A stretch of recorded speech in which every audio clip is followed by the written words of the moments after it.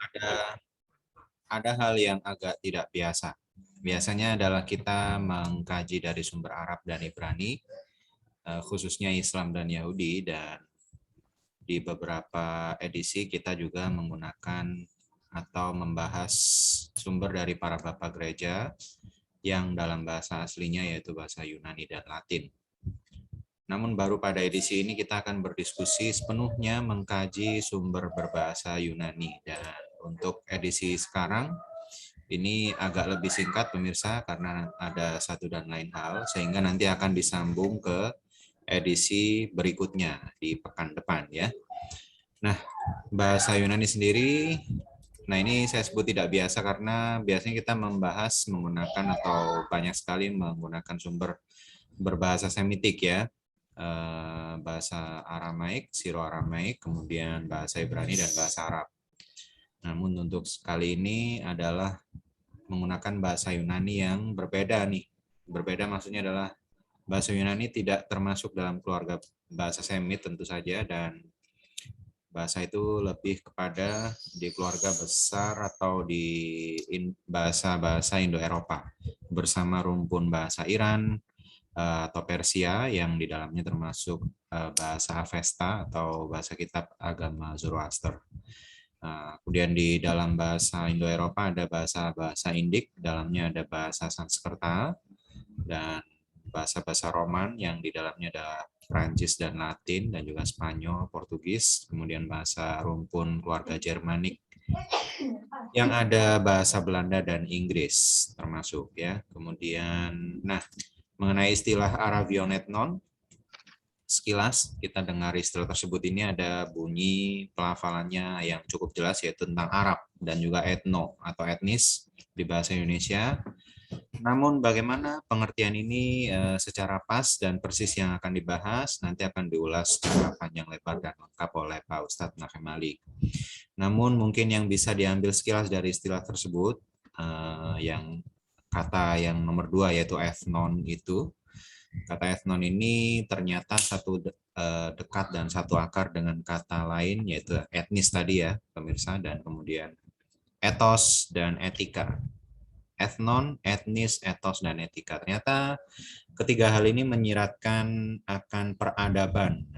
Karena tadi judulnya Arabion atau Arabion ethnon, maka yang dimaksud adalah mungkin peradaban Arab. Ya. Dan juga hasilnya yaitu berupa etos atau spirit dan watak sebuah bangsa, dan juga termasuk dalamnya yang khas yaitu hal-hal mengenai etika.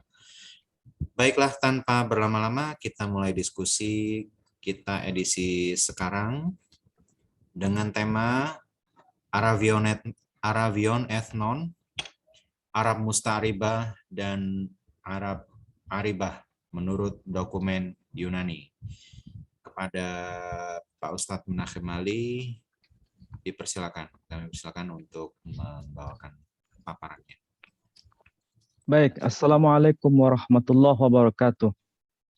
Shalom alaikum saudara-saudara sekalian, terutama bagi komunitas di Yeshiva Institute dan komunitas lintas agama. Mudah-mudahan saudara bisa menikmati kajian kita pada hari ini. Sebelum saya share screen, sebagaimana yang tadi disampaikan oleh moderator, tema kita pada hari ini agak lebih istimewa karena kita akan mencoba untuk membongkar data dari sumber-sumber yang bisa dikatakan merupakan pendekatan baru dari kalangan kesarjanaan modern. Yang saya maksud kesarjanaan revisionis. Dan tentu saja saudara-saudara pasti paham istilah yang saya gunakan tadi. Apa itu yang dimaksud sebagai kesarjanaan mutakhir atau kesarjanaan revisionis? Dan apa hubungannya dengan kalangan orientalis? Saya kira ini penting untuk dipahami. Dan tentu saja saudara juga pernah membaca buku dalam konteks ini, misalnya tulisan dari Profesor Mun Insiri. Saya kira itu pendekatan cukup menarik dan menantang kita untuk memahami hal-hal yang terkait dokumen-dokumen pra-Masehi. Oke, saya akan share dulu PPT yang sudah saya persiapkan.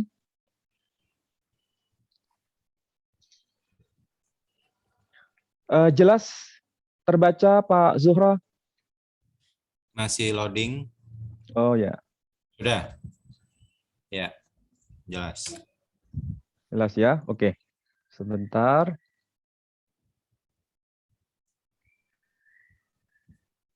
Ya, judul yang akan kita bahas pada hari ini, sebagaimana yang saudara sudah bisa lihat, berkaitan dengan Arabion Esnon. Arti harfiahnya ini kalau dipahami secara literal, itu maksudnya suku-suku Arab. Karena kalau kita lihat dari perspektif linguistik, istilah etnon itu maksudnya sama dengan etnik dalam bahasa kita, dalam bahasa Indonesia. Dan itu diadopsi dari bahasa Inggris, etnik. Atau kalau arti harfiah yang sudah saya katakan itu mengacu pada suku-suku bangsa. Tetapi suku-suku bangsa apa yang dimaksud pada statement ini? Ternyata kita menemukan frase yang cukup penting untuk kita perbincangkan dari sisi akademik. Karena ada ungkapan Arabion as non. Dan tentu saja ini apakah ada kaitan dengan klasifikasi atau pembeda antara Arab Musta'ribah dan Arab Aribah sebagaimana dalam dokumen Islam. Apakah ini ada sesuatu yang menjadi common ground, terutama bila kita baca dari sisi dokumen berbahasa Yunani. Kalau kita membahasnya dari sisi dokumen berbahasa Yunani, berarti lebih banyak kita fokus pada dokumen-dokumen pra-Masehi atau minimal pada dokumen-dokumen pra-Islam. Dua istilah itu tentu saja agak berbeda. Pra-Masehi dengan pra-Islam itu berbeda. Tentu saja nanti kita bisa elaborasi dalam diskusi dengan para peserta atau moderator. Oke, kita mulai perbincangkan tema ini. Nah, kalau saudara lihat pada slide yang kedua, tentu saja saudara agak heran. Kenapa saya mencantumkan diskusi yang terus berkelanjutan antara apa yang saya paparkan dalam sesi webinar pada pekan yang lalu dengan apa yang sudah ditanggapi oleh Jimmy Jeffrey, seorang apologet Kristen yang tentu saja itu banyak dikenal di Indonesia. Nah, sebelum saya uraikan, ada beberapa poin yang dicatat oleh Jimmy Jeffrey terkait mengenai diskusi mengenai tema besar yakni istilah Arab itu. Nah, beliau mengatakan begini, pernyataan terbaru Menahem Ali bahwa Arab bukanlah etnik senada dengan Mun'im Siri, termasuk menyebut adanya variasi etimologis kata Arab. Pernyataan ini juga senada dengan poin saya merujuk pendapat scholars, menurut pendapat para ahli yang berkecimpung dalam kajian-kajian Semitic Studies. Salah satu contohnya Israel Eval, kemudian Ernest Axel Knauf, Jad Retso, dan lain sebagainya. Dari kajian etimologis, kata Arab tidak cognate dengan kata Ismail dan tidak ada keterkaitan keduanya. Ini statement dari Jimmy Jeffrey ya. Itulah sebabnya statement itu saya garis bawahi secara tebal, warna coklat gitu. Kata Arab tidak identik atau tidak cognate dengan kata Ismail dan tidak ada keterkaitan keduanya. Itu apakah benar atau ada sesuatu yang salah dalam pernyataan Jimmy Jeffrey ini yang nanti akan saya jelaskan ya. Kemudian yang kedua, pernyataan Jimmy Jeffrey yang kedua, Menahem Ali menyebutkan adanya perbedaan makna kata Arab dengan tradisi Islam. Dalam tradisi Islam, yang menyebut keturunan Ismail adalah Arab Musta'ribah, sedangkan keturunan Yoktan atau Kahtan adalah Arab Aribah. Ini pernyataan Jimmy Jeffrey yang kedua. Jadi kalau dipelajari dari dua statement Jimmy Jeffrey ini, sebetulnya saya tidak menyebutkan sesuatu yang baru atau pernyataan yang baru. Sejak awal saya sudah menyatakan bahwa Arab itu bukan nama dari etnik. Jadi bukan nama dari etnik. Baik itu pernyataan saya ataupun pernyataan Mun Insiri ataupun pernyataan dari Jimmy Jeffrey, sebetulnya ada kesepahaman bahwa yang dimaksud Arab itu bukan nama etnik. Meskipun, sekali lagi, dalam dokumen bahasa Yunani itu disebutkan Arabion ethnon. Secara harfiah itu maksudnya suku-suku Arab. Tapi apakah yang dimaksud suku-suku Arab atau Arabion ethnon itu maksudnya menandai identitas etnik, nama dari suatu etnik, itu question mark, pertanyaan besar. Dan tentu saja itu harus dijawab.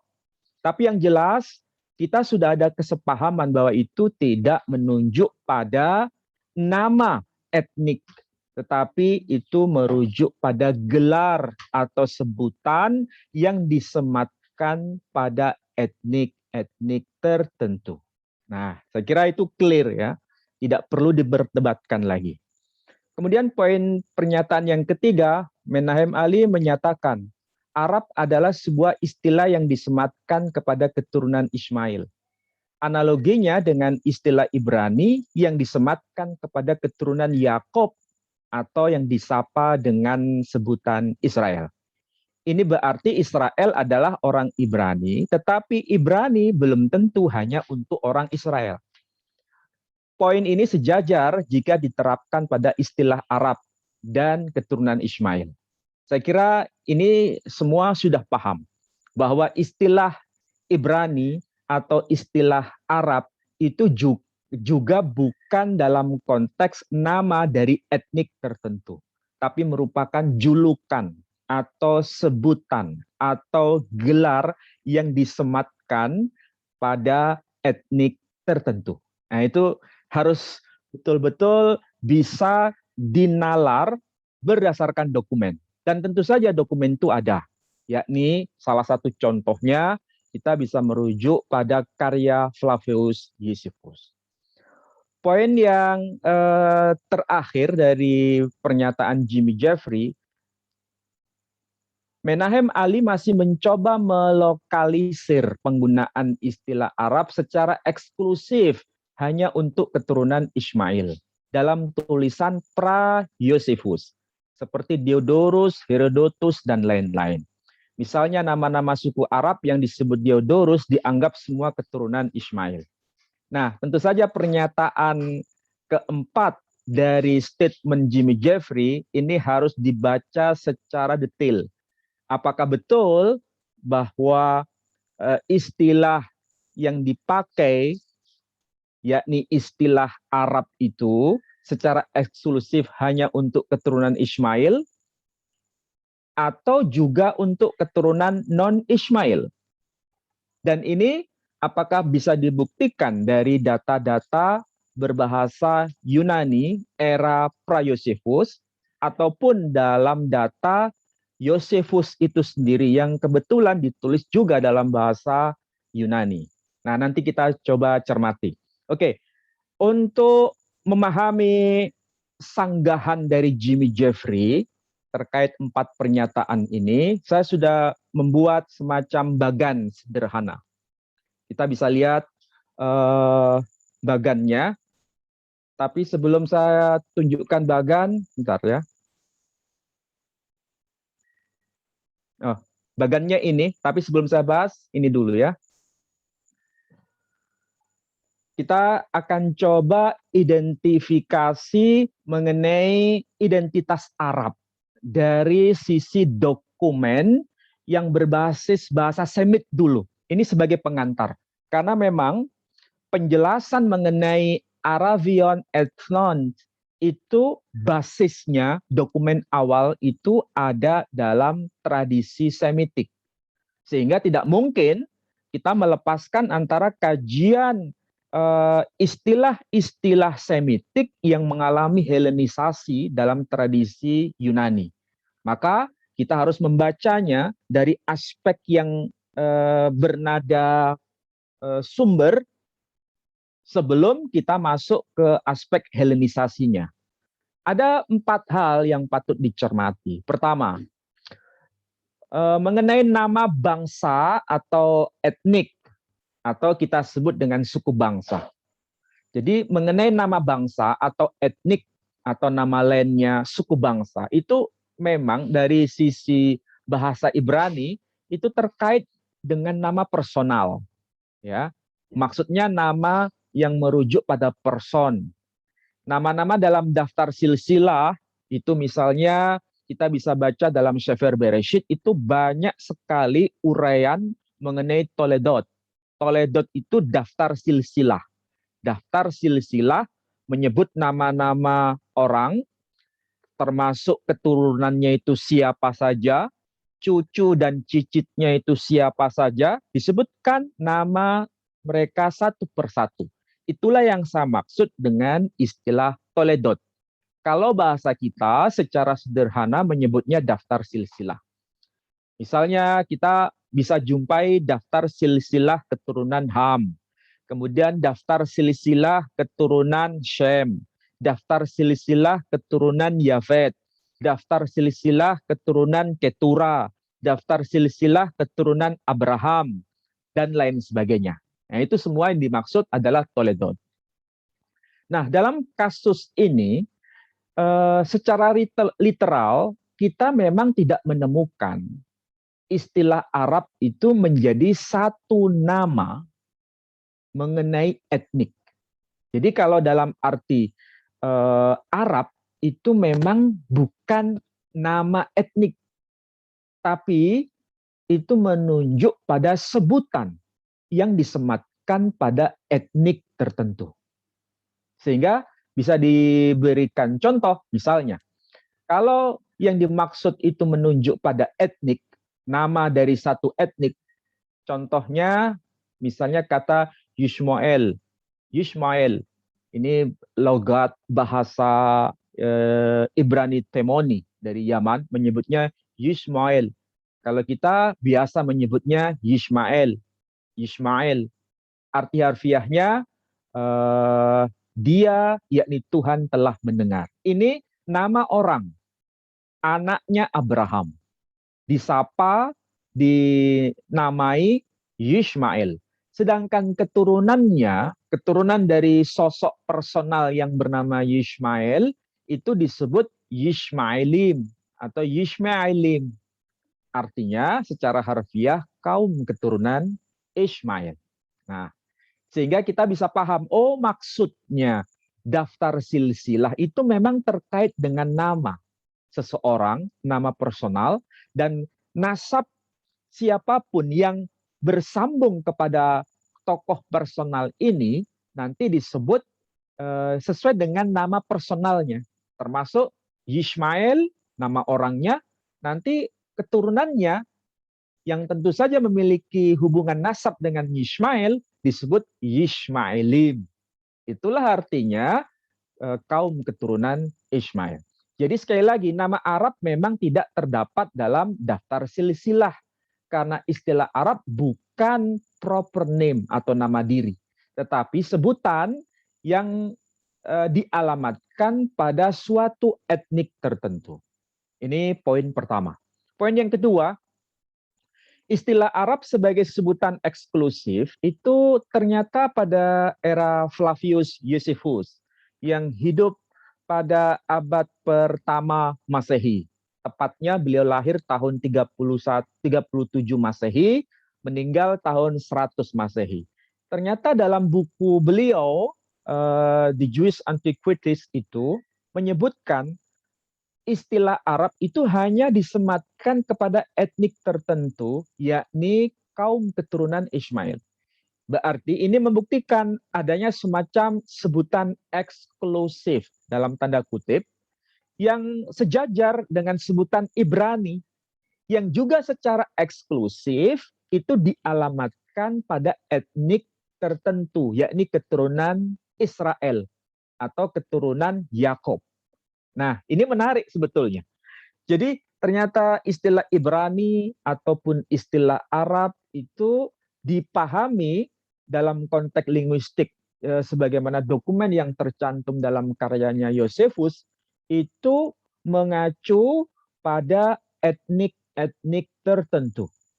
Jadi istilah Ibrani dan istilah Arab itu sejajar, bukan merujuk pada etnik atau nama personal, tapi sebagai sebutan atau gelar. Sehingga dalam konteks ini, Yakub yang disapa dengan Israel itu memang orang Ibrani, tetapi Ibrani belum tentu hanya keturunan Yakub. Karena memang semua keturunan Eber itu orang Ibrani. Karena istilah Eber itu kan arti harfiahnya menyeberang. Secara literal itu dia yang menyeberang. Ever, menyeberang. Kemudian semua keturunan beliau, keturunan Ever, siapapun orangnya, kalau nasabnya itu bersambung kepada Ever, itu otomatis secara harfiah disapa dengan sebutan orang Ibrani. Termasuk Abraham, itu kan juga disapa sebagai orang Ibrani. Jadi secara nasab dia ada hubungan dengan Ever, tapi secara geografis dia menyeberang dari wilayah Babilonia melewati Sungai Efrat. Proses menyeberang itu juga disebut Ever. Jadi ini ada persoalan geografis, kajian geografis disebut Ever. Kemudian kajian genealogis juga disebut keturunan Ever. Nah, jadi ini sesuatu yang tidak sederhana untuk dijelaskan ya. Sebagaimana kalau kita mencoba untuk membahas apa itu Arab. Nah, Arab itu makna harfiahnya sebetulnya secara literal itu artinya juga menyeberang. Eref itu artinya juga menyeberang, berpindah, atau bahasa kerennya itu migrasi. Sebagaimana Ever juga secara sederhana itu juga bermakna migrasi, pindah atau menyeberang. Coba perhatikan ya, huruf demi huruf kata yang menyusun kata Ever dengan kata Eref, ya, kata Ever dan kata Eref. Ever itu ayin, bet, resh. Sementara Eref atau yang kita biasa menyebutnya Arab, ya Arab atau Eref itu ain, bet, resh. Jadi hurufnya sama, 3 huruf, tapi di situ ada semacam metatesis. Apa itu metatesis? Huruf yang pertama terletak di urutan kedua, huruf yang kedua terletak di urutan yang ketiga. Nah, ini ada pergeseran. Saya kira bisa membayangkan ya, hurufnya sama, tapi letak posisi huruf berbeda, maknanya juga sama. Sekali lagi, istilah Arab dengan Ever itu substansinya sama. Oke? Dan kita bisa mempelajari itu dari penjelasan misalnya Rashi, atau kita juga mendapatkan penjelasan mengenai hal ini juga dalam bukunya Josephus. Kemudian yang ketiga, istilah Arab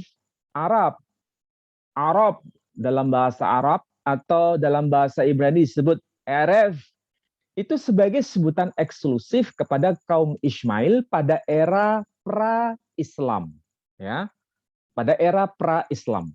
sesuai dengan catatan yang termaktub dalam teks Targum berbahasa Aramaik, itu dokumen Yahudi, dan teks Peshitta berbahasa Syriak, itu dokumen Kristiani.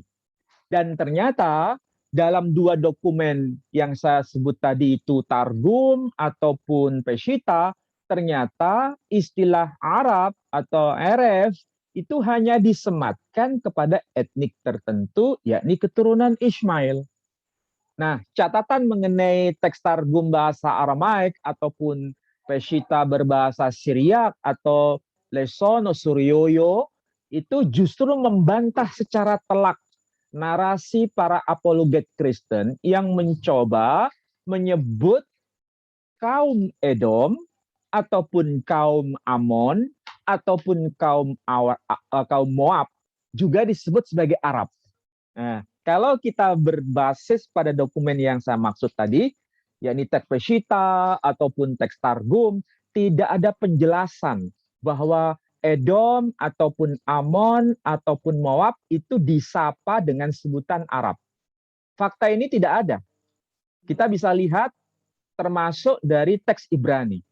Dengan kata lain begini, dari dokumen-dokumen berbasis bahasa Semitik, terutama bahasa Semitik itu bahasa Ibrani, kemudian bahasa Aram, dan bahasa Syriak, dan itu kita bisa baca melalui Tanakh berbahasa Ibrani, Torah, Nevi'im, Ketuvim, ataupun membaca Targum, baik Targum Enkelos, Targum Yonatan, Targum Yerushalmi, ataupun dari teks Peshitta, ternyata memang tidak ada indikasi kaum Amon, kaum Moab, kaum Edom itu disapa dengan sebutan Arab. Tidak ada dokumentasi. Kemudian poin yang keempat, teks Peshitta itu ternyata membedakan antara sebutan orang Arab dengan etnik Amon. Ya, sekali lagi ini harus ditegaskan berkali-kali. Kalau kita membaca teks Peshitta berbahasa Syriak, itu ada pembeda secara tegas. Sebutan orang Arab itu dibedakan secara dikotomis dengan orang Amon atau etnik Amon ataupun etnik Moab. Termasuk etnik Filistin juga dibedakan.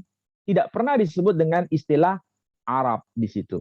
Nah, teks Masyora Ibrani, yakni teks Tanakh, Torah, Nevi'im, Ketuvim, itu juga membedakan antara sebutan orang Arab dengan etnik Moab.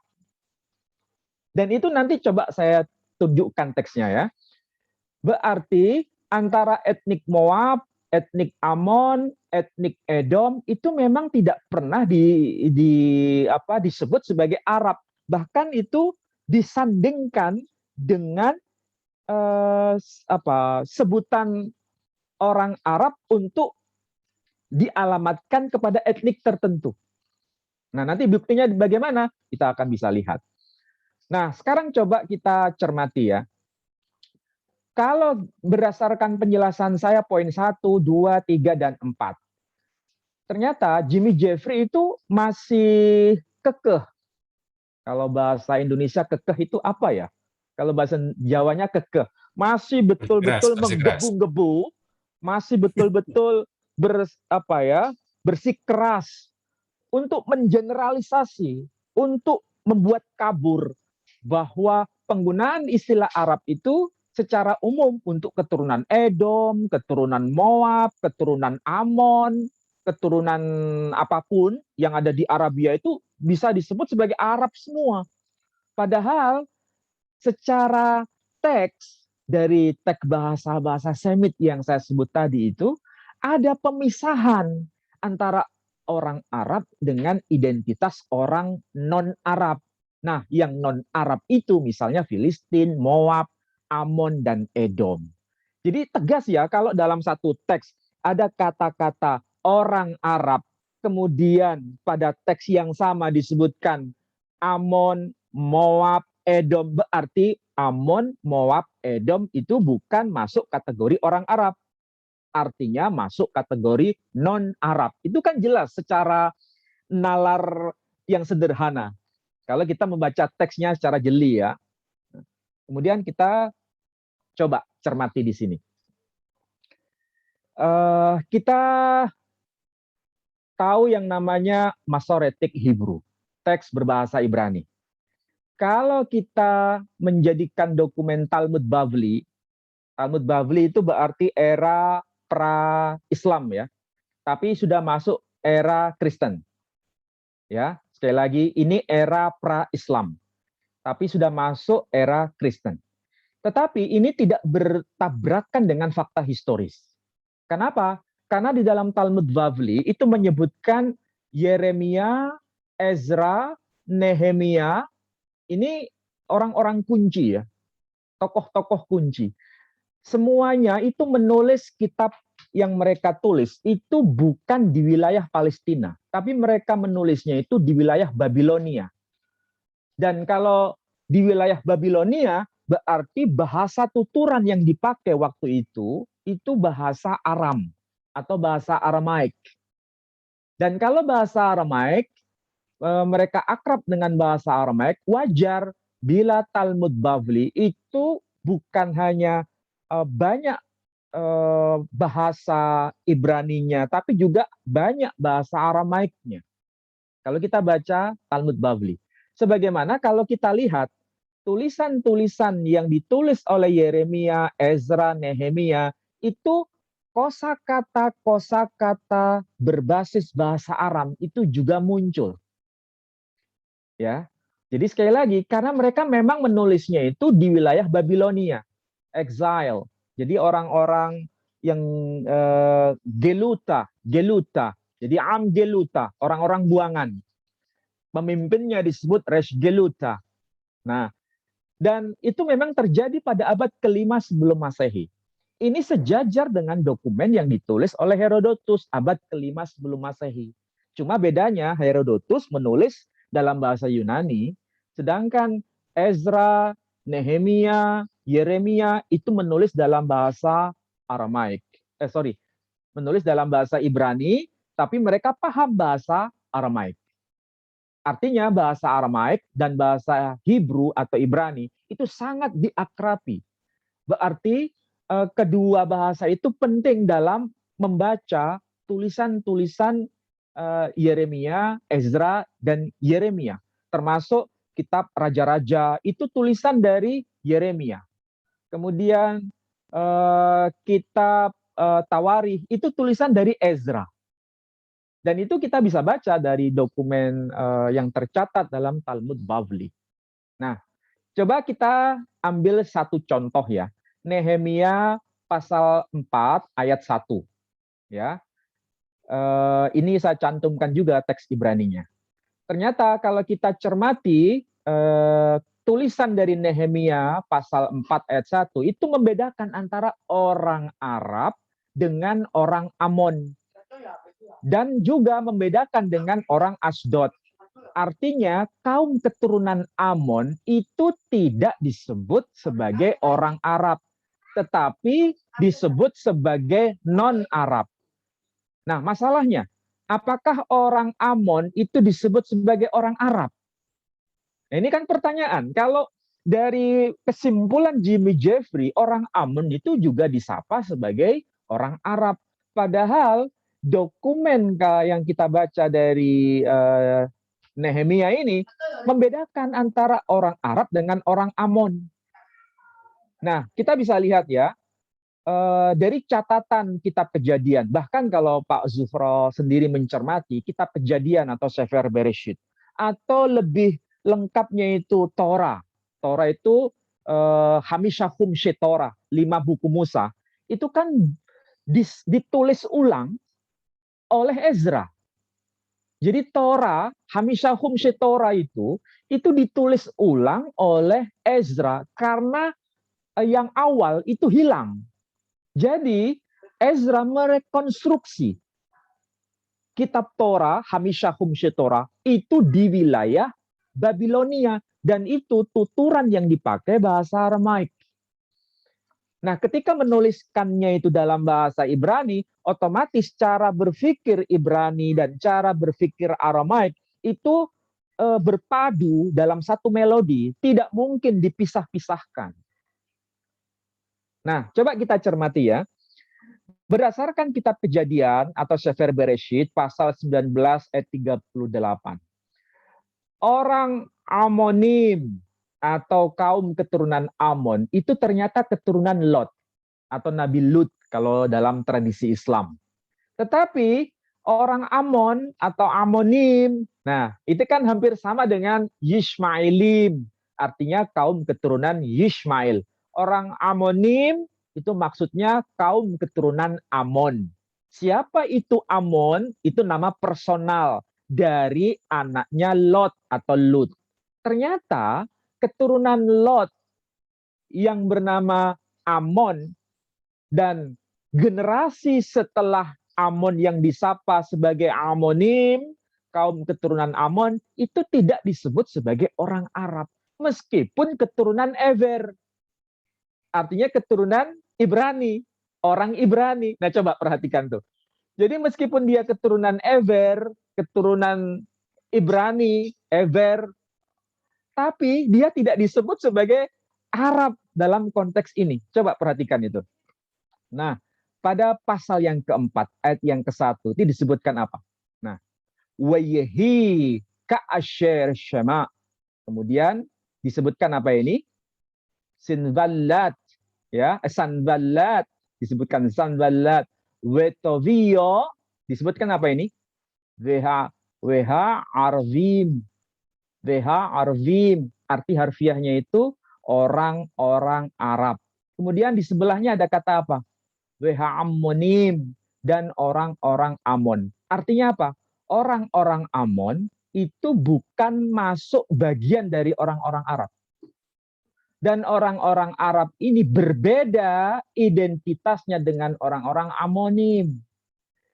Dan orang-orang Amonim itu berbeda dengan orang-orang dengan ini siapa nih? Asdodim. Asdodim ya. Asdodim, orang-orang Asdod. Nah, keturunan Asdod. Asdodim itu artinya kaum keturunan Asdod. Personnya bernama Asdod. Keturunan Asdod disebut kaum keturunan Asdod, bahasa Ibraninya Asdodim. WH Asdodim. Jadi antara WH Arvim, WH Ammonim, WH Asdodim itu berbeda. Berarti pertanyaannya sekarang, siapa itu orang-orang Arab, disebut Arab atau Arab itu dalam konteks ini? Tentu saja bukan orang Amon, tentu saja bukan orang Asdod. Lalu siapakah mereka? Nah, nanti akan terjawab itu. Siapakah mereka? Nah, sekarang kalau kita lihat dari teks bahasa Syriak atau Peshitta, kita lihat ya di Mazmur itu. Mazmur itu kan bahasa Ibrani, ya, bahasa Ibrani. Tetapi ada targum berbahasa Aramaik dari teks Mazmur. Ternyata di sini disebutkan orang Arab itu orang Ismail, kaum keturunan Ismail. Jadi jelas di situ ya. Jadi kalau disebut orang Arab, itu ya orang Ismail dalam konteks ini. Sedangkan kaum Edom, kaum Moab, nah tadi kan saya sebut ada kaum Amon juga, termasuk kaum Amalek, dan juga kaum Filistin, tidak disebut Arab. Buktinya ini, coba dilihat tuh. Yang bagian paling akhir, yang saya kasih warna apa itu, yellow. Coba perhatikan di situ. Disebutkan apa itu? Edom, ya kan? Di sini ada kata Edom. De Edom. Edom, kaum keturunan Edom. Kemudian disebutkan apa itu?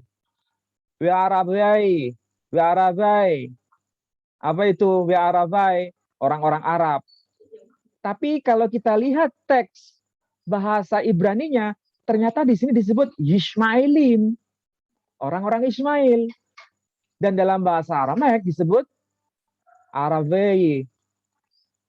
Beda dengan orang Edom, beda dengan orang Moab. Di sini coba lihat tuh yang angka 12 itu. Wede Moab, ya kan? Yang bagian akhir tuh. Angka 12 disebutkan Wadi Moab. Jadi orang Moab bukanlah orang Arab. Orang Edom juga bukan orang Arab. Ya kan? Tegas di situ. Malah disebutkan Amalek di sini pada angka 14 tuh. Ada Amalek, ada Filistin. Ada Filistin. Juga disebut bukan Arab. Berarti di sini secara tegas ya, cara berpikir, cara bernalar penulis dari teks Mazmur maupun yang membahas teks Mazmur yang paham bahasa Ibrani dan paham bahasa Aramaik, berarti orang Ismail di sini sangat eksklusif disapa dengan sebutan Arab. Itu tegas di sini, tidak bisa dinalar ulang bahwa orang Moab, orang Amon, orang Amalek, orang Filistin itu termasuk orang Edom, kaum Edom itu juga disapa dengan sebutan Arab. Tidak terkonfirmasi dengan teks-teks ini. Teks Pesita tidak terkonfirmasi. Teks bahasa Ibrani yakni teks Masyora juga tidak terkonfirmasi. Jadi generalisasi yang dilakukan oleh Jimmy Jeffrey ini tidak bisa dipertanggungjawabkan berdasarkan dokumen-dokumen yang sudah saya sebutkan. Ya, oke. Jadi kesimpulannya apa? Bahwa istilah Arab disematkan secara eksklusif kepada kaum Ismail bisa dipertanggungjawabkan berdasarkan teks Semit. Teks-teks berbahasa Semit. Baik itu Ibrani, Aramaik, ataupun bahasa Syriak. Jadi kalau disimpulkan orang Arab itu bukan hanya Ismail berdasarkan dokumen-dokumen bahasa Semitik, tidak ada dokumen yang mendukungnya pernyataan itu. Oke. Nah, ini kalau kita lihat dari dokumen-dokumen bahasa Semitik ya. Kita harus fokus bahasa Semitik dulu sebelum kita masuk pada proses Helenisasi ke dalam bahasa Yunani. Kita lihat dari Yosefus dulu. Nah, Yosefus sekali lagi lahir tahun 37 Masehi, wafat tahun 100 Masehi. Yosefus pernah berkata dalam karyanya di dalam buku The Jewish Antiquities of the Jews pada buku pertama poin 12 baris yang keempat itu memang secara eksplisit ya, bukan secara implisit, bahkan secara eksplisit menyebut 12 keturunan Ismail dengan sebutan Arabon Ethnos. Nah, kalau tadi judul yang kita sempat perbincangkan Arabon Ethnon. Kalau di sini Arabon Ethnos, maksudnya sama. Ini tergantung siakul kalam. Artinya konteks sintaksis dari kalimat dalam bahasa Yunani. Arti harfiahnya apa? Etnik, etnis atau suku-suku bangsa Arab. Karena begini, kaum keturunan Ismail itu bukan hanya satu orang, bukan hanya satu person, ada 12 person. Ada Nebayot, ada Kedar, ada Mishma, ada Duma, ada Yetur. Masing-masing itu punya keturunan dan keturunannya banyak. Masing-masing nasabnya bersambung kepada nama bapak bangsa mereka sendiri-sendiri.